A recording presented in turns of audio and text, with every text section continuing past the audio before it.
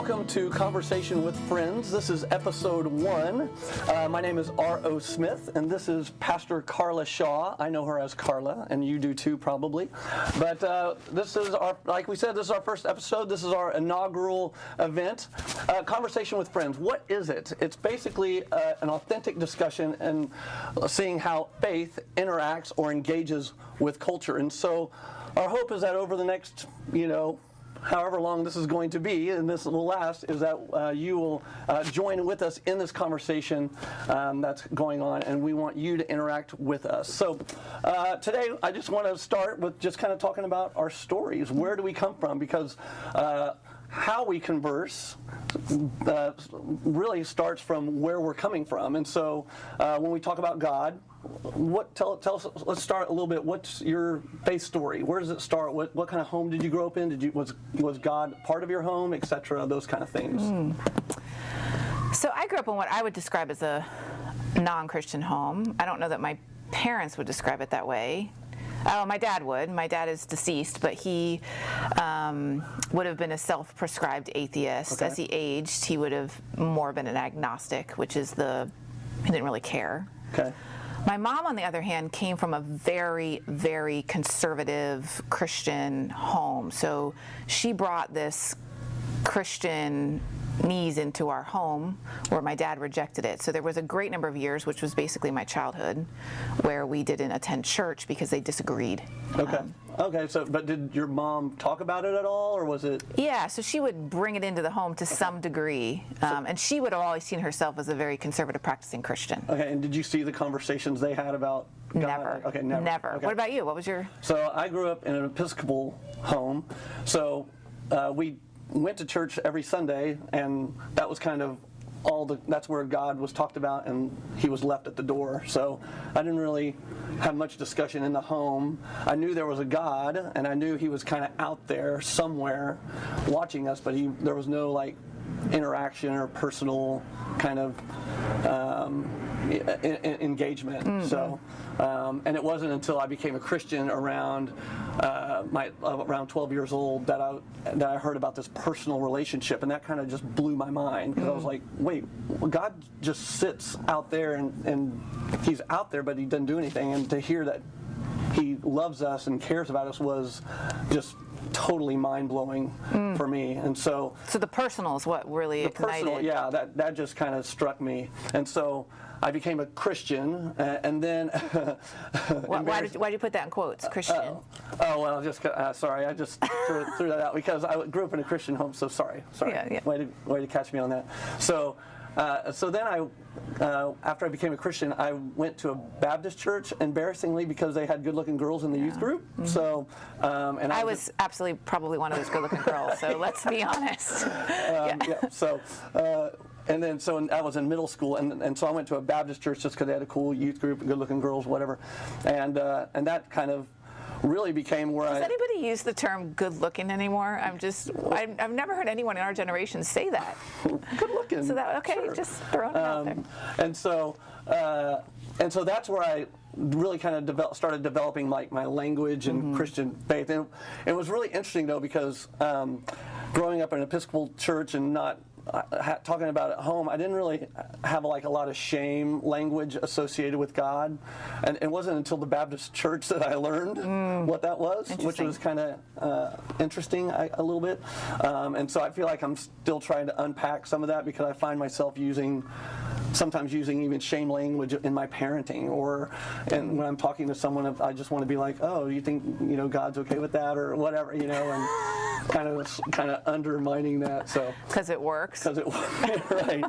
And we can talk about that later. But so that's kind of and then and then it wasn't until I thought I was going to be an engineer. I went to college thinking I was going to be an engineer, make a lot of money, and then God got a hold of me at a camp, working at a summer camp, and just something changed in me, and the fact that I failed physics and calculus didn't help, but and I just really felt like working with kids, and that was what I needed to do. And all of a sudden, next thing I know, I'm starting towards ministry.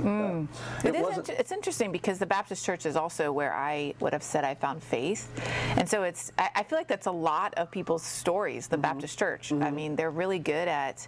And we were Southern Baptists. Oh yeah, I wasn't Southern Baptist. No dancing, none of Oh, that. we had no dancing, Okay, no rock music. Sweet. But I feel like they do a very good job of a presentation of Christ, particularly to kids. Yes. And so I feel like that's a lot of people's stories. But I also feel like the Baptist Church, people outgrow a lot because of that shame, because of seeing God as more wrathful than good sometimes. Yep. And I don't know if there's a great intention in that in the Baptist Church, but that's certainly the interpretation. Yeah. You know, so growing out of that. So obviously you're not Baptist anymore. Obviously not Baptist. Well, and I kind of call myself a denominational mutt, even though I am Presbyterian for like the last 19 years, just because I went to Baptist church, and then when I went to college, I just stayed in the Baptist church, and then when I graduated from college, I moved to Michigan and worked at a camp, and went to an evangelical free church. And was the camp or yeah, it was kind of associated with the evangelical free church, but it was a non-denominational Christian camp, is how they couched it. And so the only reason I went to an evangelical free church was because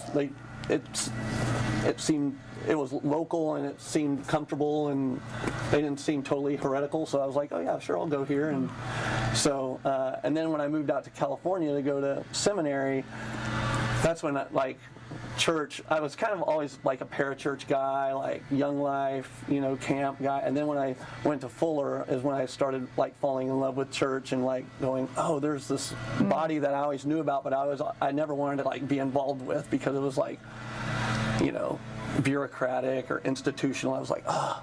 But then Fuller, my education at Fuller helped me really fall in love with the church and go like, wow, this is an amazing thing that God has designed, even though we don't carry it out necessarily perfectly at all.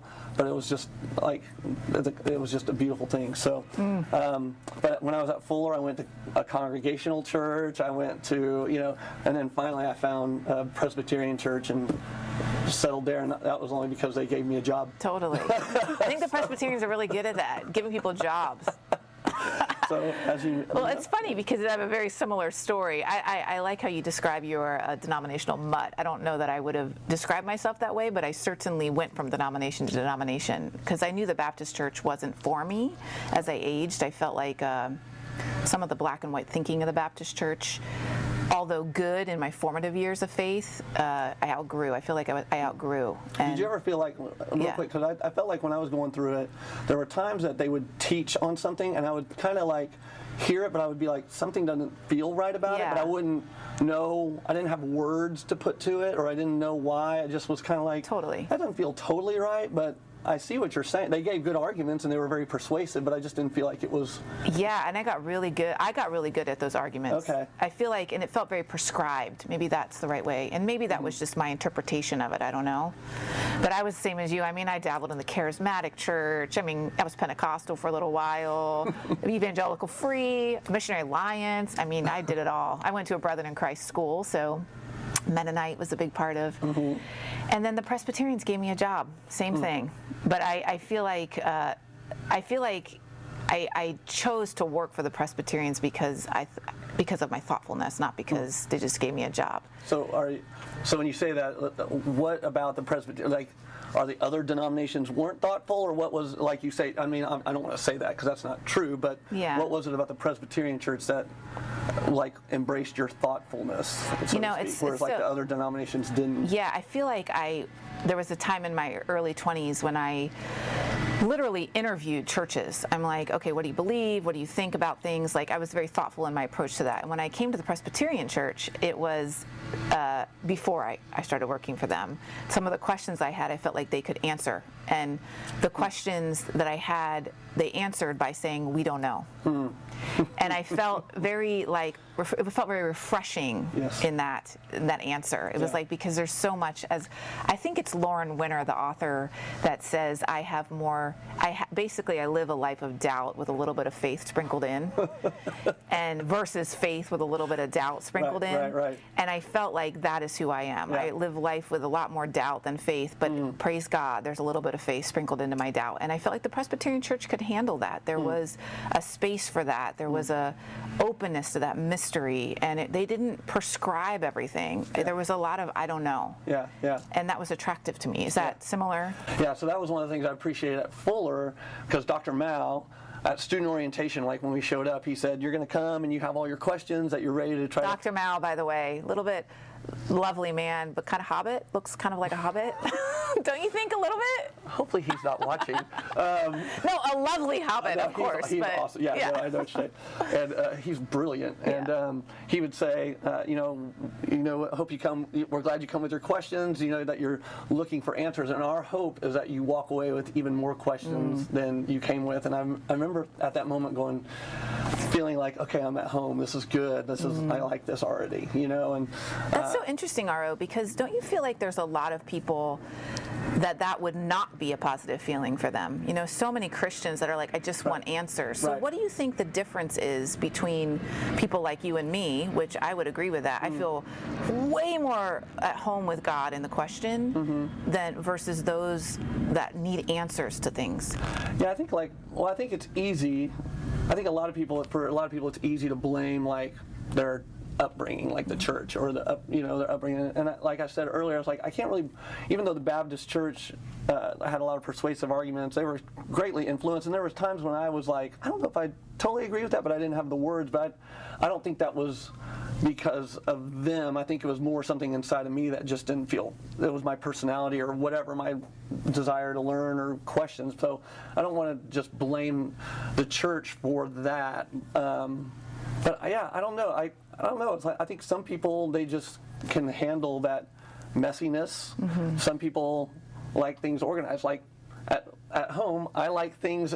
There's times when I like things in order, and I have 3 kids, obviously, and there's a mess, and I just want to be like, I got to clean up this mess. And at that moment, I want order. But generally, we kind of live with stuff on the floor and a mess. And so I don't know. I don't know if it's like you suddenly have an awakening, or you just things hit you in the right way. Do you think it's a movement in maturity of faith to be able to? I think so. Live more in the gray, I guess. Yeah, for sure. Yeah, I do think that. But like how you get there, I don't know. I don't know if there's a personality type, or if you just have to have certain events conspire, or what it is. So, but for me, I remember. I think when I look back, I'm always thankful for the people that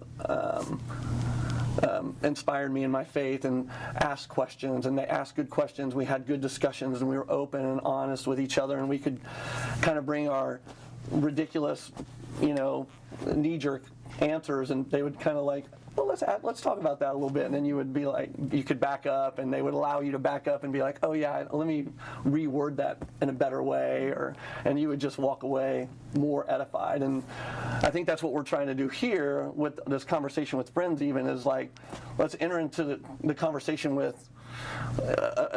Bring our faith into things in culture, and it's so easy, especially in today's culture today. Like, you either have to be on this side or that side, stand here or stand there, and it's like, I feel like life kind of actually operates more in the gray, in the middle, where we're okay. Yeah, I can see that side, but I also don't want to like marry that perspective, because I also see the value of this perspective here, and I'm finding that there's not even 2 perspectives where there's like polar opposites. I feel like there's kind of like the circle, and we're all kind of like and we're all kind of have different, but the truth is somewhere, in the middle. It feels like there's a lot of pressure in our culture right now to choose a side. For sure. Lot of pressure. I feel like I appreciate you doing this, because to give us permission to not choose. There's far more evidence of middle ground than there is, or what we've been calling at the church, living the flow between, or need in our world, than to choose a side. And as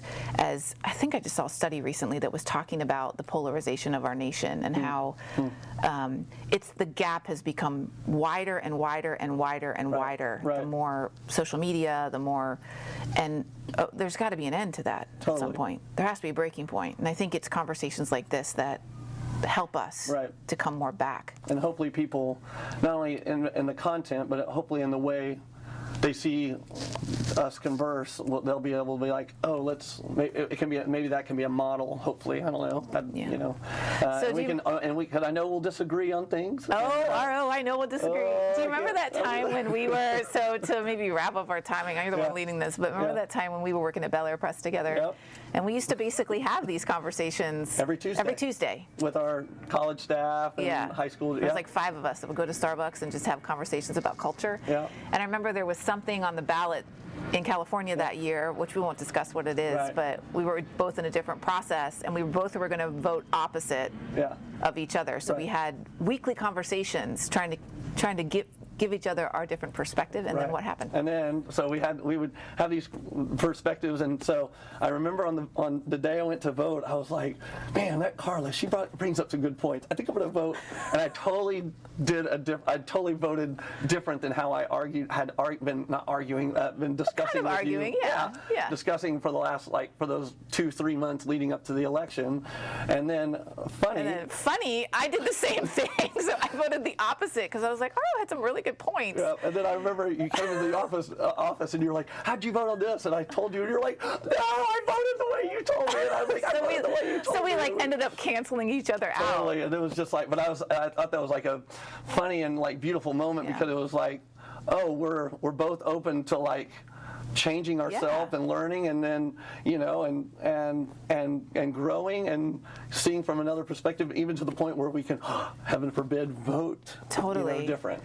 That's why I love what you're doing here, because I feel like creating a space for conversation, not just between you and I, but between the people that are engaging in this, hopefully, in different ways, because God is such a diverse God, and so we glorify God, I think, most by being in the church with a capital C and engaging and moving with others in that. We all have a different perspective, and I think that's God-given. Our relationship with God isn't static, it is dynamic. And so if we are growing in faith, it has a lot to do with rubbing shoulders with other people and moving in conversation. And if we're not moving, then where's God? That's how can we grow deeper in faith without that? And without different perspectives. So I'm excited. And with that, we're going to close it. That was awesome. Yeah, because I think, and I'll say this, I love what you said. I think it's ultimately about glorifying God. What you mentioned, that is as we are a church, and we're not just having conversation to have conversation. We do, it is, ultimately our goal is Christ glorified, and what that looks like. And a lot of people might even hear that and they're like, that feels exclusive. And there is both an exclusivity to that, but also an inclusivity, because Christ was very welcoming to all and gathering them in. But so we'll see where this goes with that. So thanks for joining us for our first episode. We hope to see you, and we're going to ask that you follow us on YouTube and like and subscribe to us, and also share it with other people and let them come into that conversation as well. And we're going to figure out ways for us to engage with you more and you to engage with us more, and so be looking for that. So we're excited, and thanks for joining us, and we'll see you next time. Bye-bye.